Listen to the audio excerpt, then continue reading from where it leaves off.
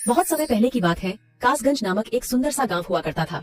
उस गांव में एक लकड़हारा रहता था जिसका नाम रामू था। रामू बहुत ही ईमानदार और मेहनती था। वह हमेशा अपने काम से खुश रहता था। उसके पास ज्यादा पैसे नहीं थे, लेकिन वह अपनी जिंदगी से संतुष्ट था। रामू के परिवार में उसकी पत्नी और उसके 2 बच्चे थे। रामू सेठ लालचंद के यहाँ लकड़ी काटने का काम करता था और लकड़ी काटने के बदले में सेठ लालचंद रामू को पैसे देता था, जिससे रामू और उसके परिवार का जीवन व्यापन होता था। सुमन, मैं काम पर जा रहा हूँ। आज बहुत देर हो गया है, तो तुम बच्चों को स्कूल छोड़ाना। जी, स्कूल तो मैं छोड़ आऊंगी, लेकिन मोनू और चिंकी पिछले 2 दिन से कह रहे हैं कि उनके स्कूल की टीचर स्कूल की फीस मंगा रही है। हाँ, तो जाकर दे आओ ना स्कूल की फीस। अजी कहाँ से दूं? आप जो पगार लाते हैं उसमें मुश्किल से तो घर चल पाता है। अब उतनी सी तनख्वाह में मैं बच्चों की फीस का इंतजाम कैसे करूं?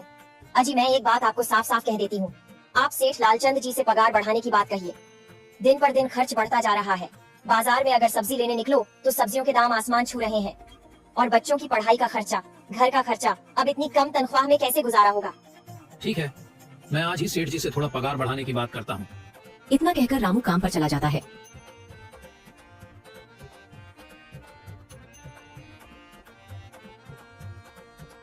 अरे भाई, आज तो पगार का दिन है। देखो, अब यह सेठ लालचंद कोई ना कोई लोचा जरूर करेगा। हमेशा कोई ना कोई बहाना बनाकर पगार कम कर देता है। और अगली बार तो मेरी आधी पगार काट ली थी, यह कहकर कि जो मैंने लालचंद जी से 200 रुपए उधार लिए थे उसका ब्याज बढ़कर 1000 रुपए हो गया है, इसलिए मैं तुम्हारी पगार में से 1000 रुपए काट रहा हूँ। हाँ हरिया भाई, तुम एकदम ठीक कह रहे हो। ये सेठ लालचंद ना एक नंबर का चालाक और लालची इंसान है। एक तो दुगुना काम ले लेता है और बदले में पैसे भी पूरे नहीं देता। हाँ भाई, मेरे भी अगली बार सेठ लालचंद ने पगार काट लिए थे। मैंने बस 2 छुट्टी ली थी जब मेरी बिटिया बहुत बीमार थी, और इस लालचंद ने इस बात का फायदा उठाकर मेरी पूरी आधी पगार काट ली। हे भगवान, बस सेठ जी इस बार मेरी पूरी पगार दे दें। बच्चों के स्कूल की फीस भी भरनी है। ऐसे सभी लकड़हारे अपने काम पर लग जाते हैं। काम करने के बाद सेठ लालचंद के पास जाते हैं। सेठ जी, महीना पूरा हो गया है, हमें हमारी तनख्वाह दे दीजिए। देखो भाइयों, अभी मेरे पास तुम्हें देने के लिए पैसे नहीं है। अभी माल नहीं बिका है, सारा माल गोदाम में ही पड़ा हुआ है। कल या परसों तक तुम्हें तुम्हारी तनख्वाह मिल जाएगी। पर सेठ जी, अभी हमारे पास बिल्कुल पैसे नहीं बचे हैं। घर का भी सामान लाना है, बच्चों की फीस भरनी है। अरे मैंने कहा तो सही, 1-2 दिन और रुक जाओ, कल या परसों तक पैसे मिल जाएंगे। अभी मेरे पास पैसे नहीं है। सभी लकड़हारे निराश मन से अपने अपने घर आ जाते हैं।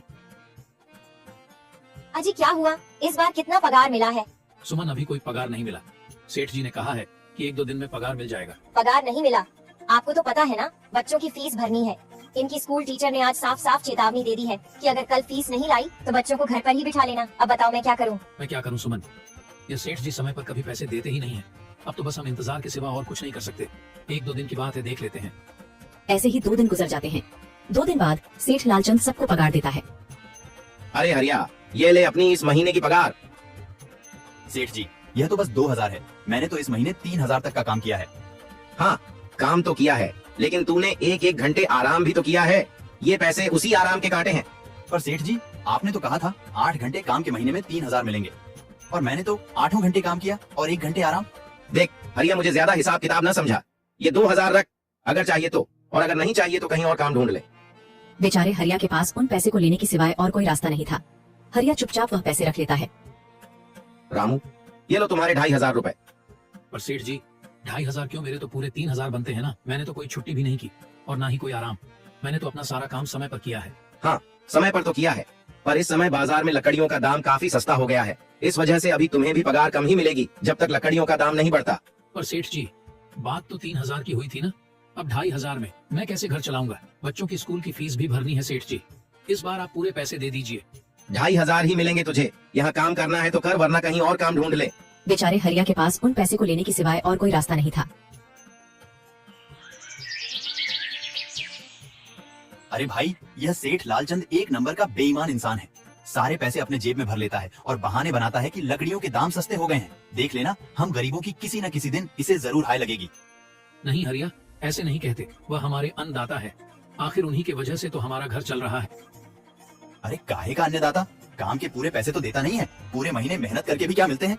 बस ये 2000 रुपए। इसमें घर खर्च कैसे चलाएं? ऐसे तो हम कभी तरक्की नहीं कर पाएंगे। और हम कर भी क्या सकते हैं हरिया? हमें लकड़ी काटने के सिवा और कोई काम कहाँ आता है? और कोई काम खोलना भी चाहे तो उसके लिए हमारे पास इतने पैसे कहाँ हैं?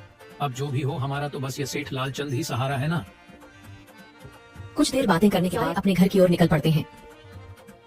जी आ गए आप। कितनी पगार मिला है?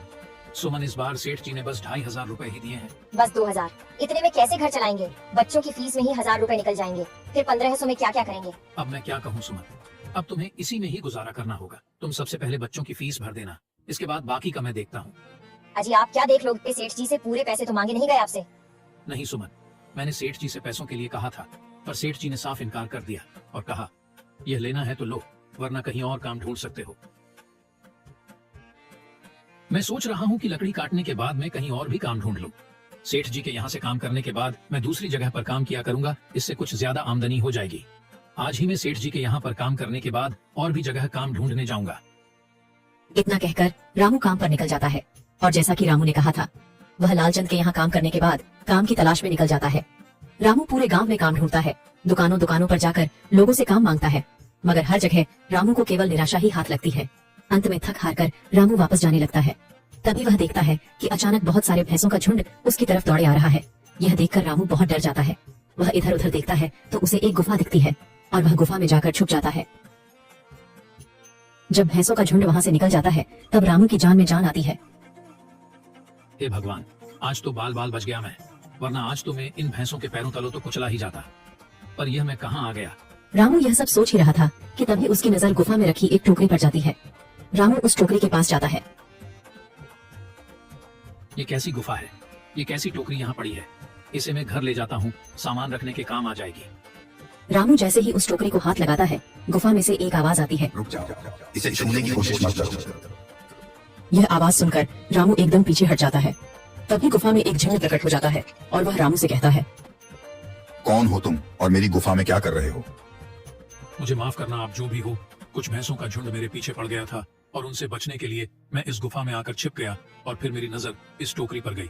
माफ कीजिए, मुझे लगा यहाँ कोई नहीं है तो यह टोकरी किसी की नहीं होगी, इसलिए मैंने इसे छुआ। रामू, तुम्हें डरने की जरूरत नहीं है। मैं तुम्हारे बारे में सब जानता हूँ। मेरी नजर एक बार भी जिस पर पड़ जाती है, मैं उसका इतिहास अपनी खुली आंखों से देख सकता हूँ। पर आप है कौन और आप इतने विचित्र क्यों दिखाई पड़ रहे हैं? आप अपना परिचय दीजिए, कौन है आप? मैं एक जिन हूँ और मैं कई सालों से इस गुफा की रक्षा कर रहा हूँ। यह गुफा मेरे पूर्वजों की है। इस गुफा में केवल वही इंसान घुस सकता है जिसका मन बिल्कुल पवित्र हो।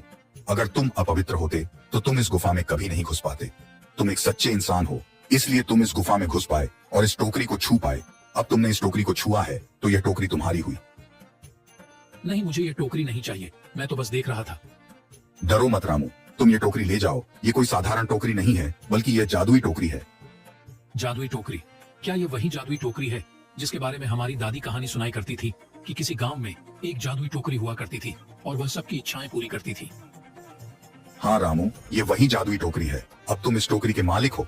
तुम इसके इस्तेमाल से अपनी स्थिति सुधार सकते हो। पर याद रखना, तुम जो भी वस्तु इस टोकरी में एक बार डालोगे, वह चीज ही तुम्हें बार बार इस टोकरी में डालनी होगी। इसके अलावा तुम और दूसरी कोई चीज इस टोकरी में नहीं डाल सकते। अगर तुमने ऐसा किया तो इसका परिणाम तुम्हें ही भुगतना होगा। मेरी इस बात को हमेशा ध्यान में रखना और सोच समझकर बिना लालच किए इस टोकरी में वह ही सामान रखना जिसकी तुम्हें जरूरत हो। रामू टोकरी को लेकर घर आ जाता है। सुमन, ये देखो, ये मैं क्या लेकर आया हूँ। क्या लाए हो आप? बस ये एक टोकरी। सबसे पहले यह बताइए, आप तो काम की तलाश में गए थे ना, तो कोई दूसरा काम मिला कि नहीं? नहीं। अरे सुमन, मेरी पूरी बात तो सुनो। ये कोई ऐसी वैसी टोकरी नहीं है, बल्कि यह एक जादुई टोकरी है। रामू सुमन को वह सारी घटना के बारे में बताता है जो उसके साथ हुई।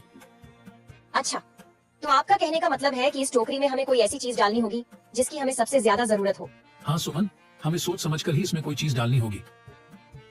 रामू थोड़ी देर सोचता है, फिर उसका ध्यान उन लकड़ियों पर जाता है जो एक बार उसने सुमन को रखने को दी थी। सुमन, तुम्हें याद है, एक बार मैं जंगलों में लकड़ियां काटने गया था तो मुझे एक चंदन की लकड़ी मिली थी और वह मैंने तुम्हें लाकर दे दी थी। हाँ, दी तो थी। तो तुम उस लकड़ी को ले आओ, हम उस चंदन की लकड़ी को ही इसमें डालेंगे और उस लकड़ी से अपना एक व्यापार शुरू करेंगे। सुमन चंदन की लकड़ी को ले आती है और उसे टोकरी में डाल देती है। वह जैसे ही चंदन की लकड़ी उस टोकरी में डालते हैं, उसमें कई सारी लकड़ियां आ जाती है। अरे वह, ये तो चमत्कार ही हो गया। ये देखिए, कितनी सारी चंदन की लकड़ियां हो गई।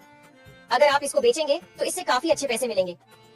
हाँ राधा, मैं कल सुबह बाजार जाकर इनको बेच आऊंगा और जो पैसे मिलेंगे उससे हम अपने मोनू और चिंकी के स्कूल की फीस भर देंगे और बाकी बचे पैसों को संभाल कर रख लेंगे। अगले दिन रामू लालचंद सेठ के यहाँ काम पर न जाकर चंदन की लकड़ियों को बेचने के लिए बाजार की ओर निकल पड़ता है।